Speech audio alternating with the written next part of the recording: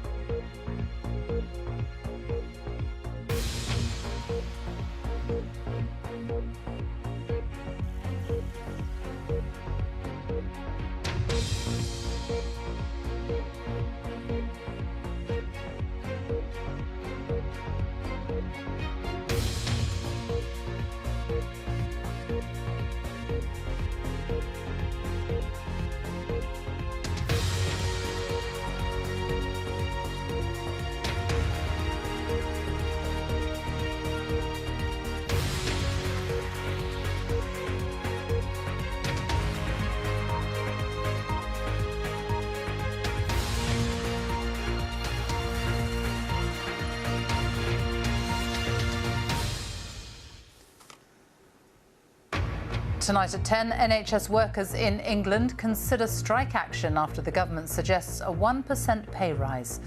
Nurses say it's an insult after a year on the front line of the pandemic. I thought this time would prove how valuable we were to the system and stuff like that, but I feel like that hasn't been translated with this tool. The Health Secretary says he recognised the incredible work of NHS staff, but the pandemic has put a strain on public finances.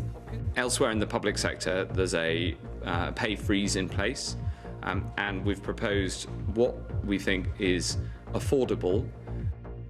Also on the programme tonight, a mystery sixth person who arrived in the UK and tested positive with the concerning Brazilian COVID strain has been found in South London after a 5-day search. Portugal and Cyprus say they would welcome back vaccinated British tourists from May once travel restrictions are lifted here. As an adult who lived a really independent life, to then go into this construct. Of Sussex says royal life wasn't as she expected and she now feels liberated. And coming up in the sport on BBC News, a sprint finish from Amy Eloise Markov in the 3,000 metres saw her claim the first British gold at the European Indoor Championships.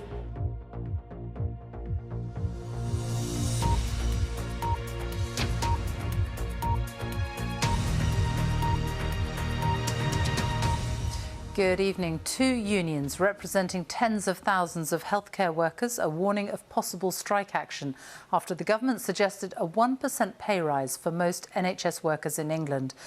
It has been branded an insult and hypocrisy in its greatest form by healthcare workers, but the government insists 1% is all it can afford at a difficult time for public finances.